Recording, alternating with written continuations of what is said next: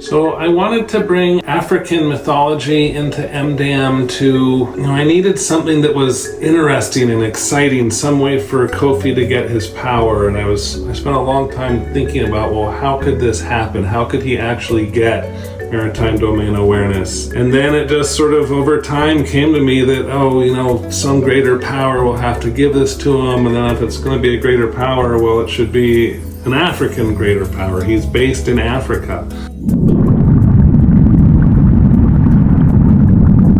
Mami Wata is a very important character in the story. She's the one that gives Kofi his power, his superpower of maritime domain awareness. And Mami Wata is a real-world West African cultural icon, cultural character. She's part of the folklore of West Africa, and she's the spirit of the sea. So she provides people with things like fish to eat, and she also sometimes takes from people. If children are playing down on the beach and someone gets swept away, the local people say, oh, Mami Wata took that child. So she is revered and she's also feared. So I've been very sensitive to that, and I have reached out to a number of West Africans just to ask them, hey, do you think it's okay for me to use Mami Wata here? And other questions about the culture and the story. And they've all just been so supportive, and they said, yes, it's okay to use Mami Wata, and they've read early drafts and provided other input, really good input on some little things like the names of the characters I got some help from, and even some of the storyline.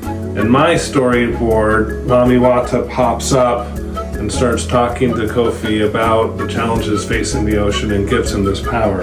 But when the Ghanaians got hold of it, when Lenny Arts got it, she pops up and she pulls him down underwater, which I think is much more creative and realistic and culturally accurate. And she takes him underwater, and the art is just beautiful. And she says, Kofi, I am Mami Wata, the African spirit of the sea. Our oceans are in danger, Kofi. Pollution, corruption, violence, destruction.